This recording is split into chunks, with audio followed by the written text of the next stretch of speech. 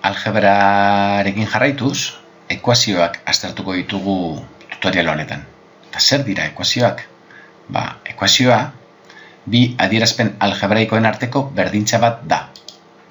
Honako hau adibidez, berdintza bat daukagu, eta hemen daukagu adierazpen algebraiko bat, letras eta zenbakiz osatutako adierazpen bat, 4x5, eta hemen beste bat, letras eta zenbakiz adierazitako beste adierazpen bat, 2x gehi bat. Hauze, bi adierazpen algebraikoen berdintza bat da ekuazio bat. Eta berdintzaren ezkerreko zatiari deitzen diogu lehenengo atala. Eta berdintzaren eskumaldean dagoenari bigarren atala. Honetaz aparte, agertzen diren elementu bakoitzari, gehitzen eta kentzen agertzen den elementu bakoitzari ekuazioaren gaiak deituko diogu. Eta, jakin badakigu, ez ezaguna, kasu honetan izango dela letra, letrasko zatia. Eta, zein izango da ekuazio baten soluzioa? Ekuazioaren soluzioa, ekuazioaren bi atalek emaitza bera izateko, x-ek hartu beharko lukeen balioa litzateke. X-ek hartu beharko lukeen balioa, hemengo emaitza, atal honetako emaitza, eta bigarren ataleko emaitza berdina izateko. Adibidetxo bat. Hau, astamuz egingo dugu, buruz. Baina gero ikusiko dugu urrengo diapositiban ebasteko x askatzeko prozedura, Demagun, bi x gehi bat berdin 5 ematen digutela, Esan dugu, atal honetako emaitza eta atal honetakoa berdina izateko x-ek hartu beharko lukeen balioa. Hori dela ekuazioaren soluzioa, Orduan, kasu honetan, atal honek esaten digunagatik 5 eman behar duela, Orduan, bi x gehi bat noiz da 5, goazen ikustera x-ek ze balio hartu beharko lukeen, bi x gehi batek 5 emateko, bi litzateke, zergaitik, biratu. X-en lekuan bi jartzen badugu, geratuko zaiz, bi bider bi gehi bat, eta bi bider bi lau gehi bat 5 da, Beraz, honek, alde honetan ematen dit 5, bestean ere 5, beraz, soluzioa bi litzateke, Hau egin dugu buruz, ikusita 5 atera bat zela, kalkulatu dugu buruz, zein izan beharko lukeen x-en balioa.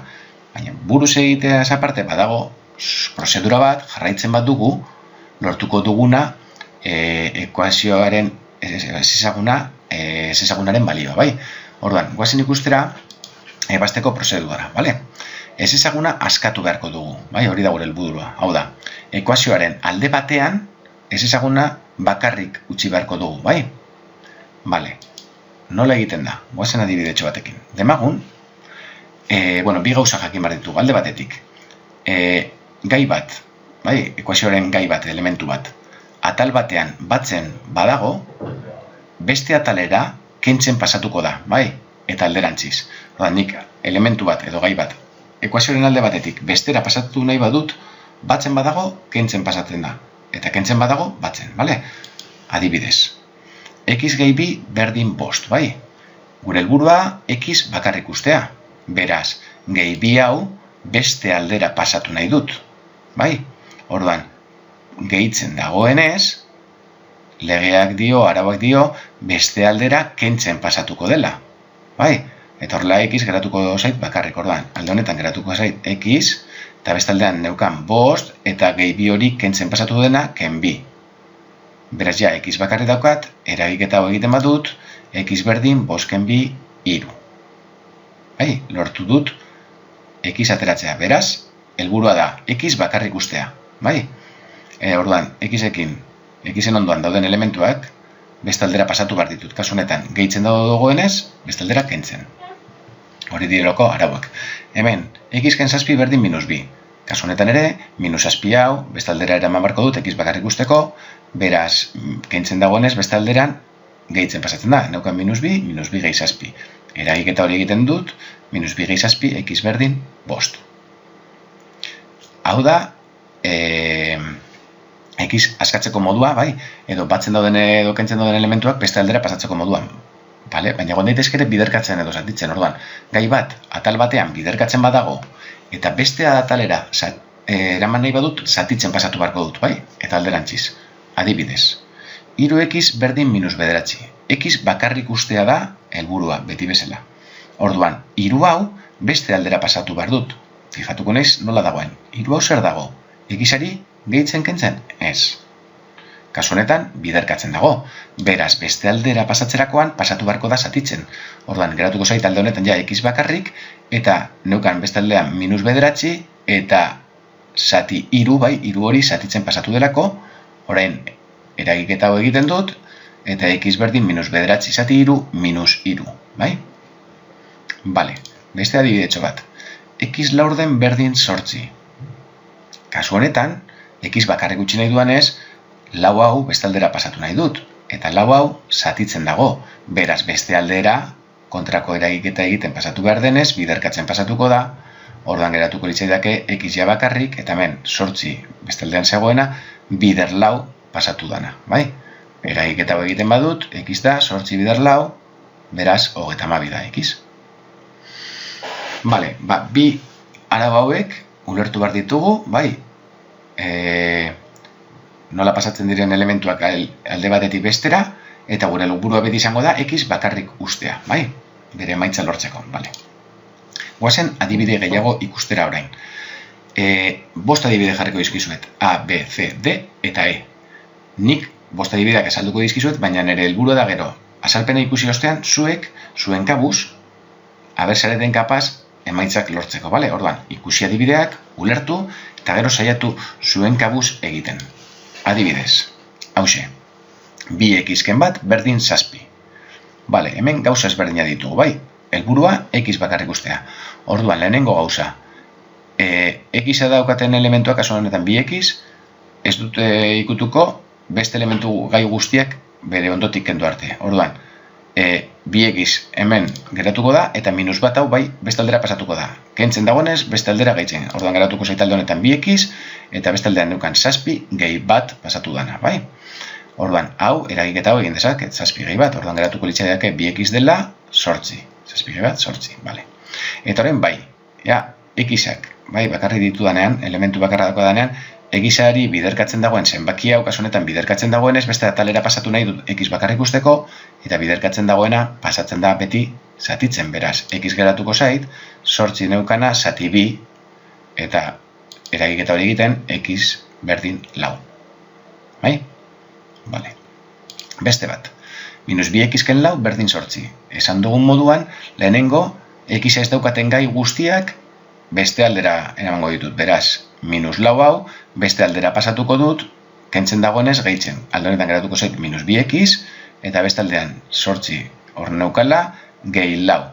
Bai, eragiketa hau egingo dut hurrengo pausoan. Minus 2x beraz geratuko zait, 8 gehi 4 dela, hau da, 12. Eta horrein bai, x-a daukaten elementuak beste aldera pasatu nahi dut, x bakarrik usteko, minus 2 hau ez dago kentzen, ez? Zeren, x-ari biderkatzen dago kontuz honekin, bai, ikusten duzu hemen minus bat, baina hau ez dago kentzen. Zer dago egiten minus 2 hau? X-ari biderkatzen, Ez da hemen goian bezala, minus 4 hau, zer dago egiten? 2x honi, ken 4 egiten, ez? Baina hemen ez, bai, kontuz horrekin. Orduan, minus 2 hau biderkatzen dagoena bestaldera pasatuko da, zatitzen, beraz, x-a geratuko zait bakarrik, eta bestaldean geratuko zait 12 zati minus 2. Eta eragiketa hau egiten badut, 12 zati minus 2, minus 6. Bai? Venga, beste bat. Eba. Zer hartu da? Bale, bai, barkatu. Kasu honetan, ikusiko ditugu, nola batzi ekuazioa hainbat gai x-ekin badauzkagu, eta beste hainbat gai x gabe baditugu. X-a ez daukaten gaiei deitzen diogu gai askeak, bai? Ez daukatena x-e, bai? Orduan, biratu kasu hau. 2x ken 6 gehi x berdin 4 ken 2x. Ikusten dugu moduan ditugu hainbat gai x daukatenak, eta ere hainbat gai aske bai x-ik gabe, bai? Nola ebazten dira hauek? X-a daukaten gai guztiak berdintzaren alde batera eraman bar ditugu, eta gai askeak, hau da, x-ik ez daukatenak beste aldera. Bai? Orduan, nik kasu honetan erabekiko dut, x-a daukatenak lehenengo atalera, ona eskerrera ekarriko ditut. Eta x-ak ez daukatenak, eskumara. Hori da lehenengo pauso egin behar dena, orduan. Hemen eskerraldean utziko ditut x-a daukatenak, orduan. 2x geratuko da hemen, bai? Bueno, minus 6 hau, orduan, zenbaki askeak barkatu, pasatuko ditutena, eta hemendik ere honek x daukanez, x-a daukana ona ekarri nahi dut, bai? Orduan, zer geratuko zait? 2x, x-ak lehenengo atalean utziko ditudanez, hemen geratzen zait. Gehi x hau ere hemen dagoenez, hemen utziko dut. Eta orain, ekarriko dut beste aldean dagoen minus 2x. Minus 2x, hau kentzen dago, lauari kentzen, ez? Ken 2x, bai? Orduan, beste aldera pasatuko da, gehitzen, gehi 2x. Vale?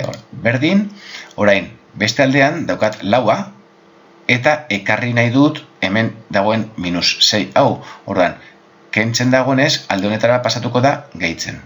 Ja ditut, berdintzaren atal batean x-ak, eta bestean zenbakiak, bai, edo gai askeak. Orduan, egingo dut eragiketa hau, x-ak gehituko ditut, 2x gehi x, 3x gehi 2x, 5x, bai, 2 gehi bat gehi 2, 5x. Eta beste atalekoa ere, lau gehi 6, 10.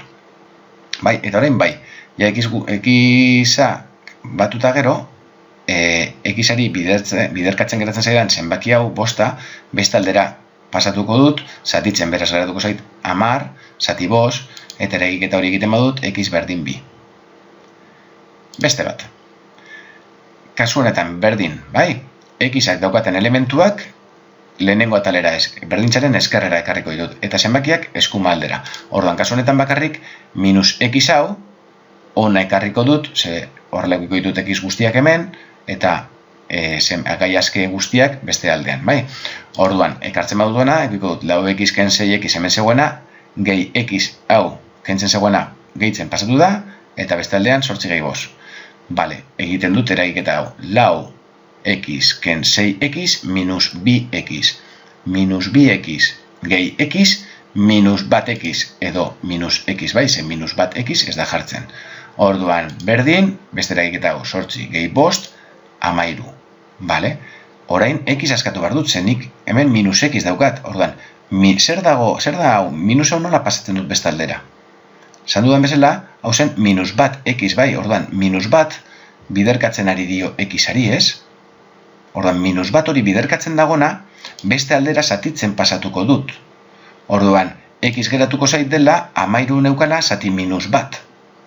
Eta mairu zati minus bat, minus 13 litzateke. Eta azkenengo bat.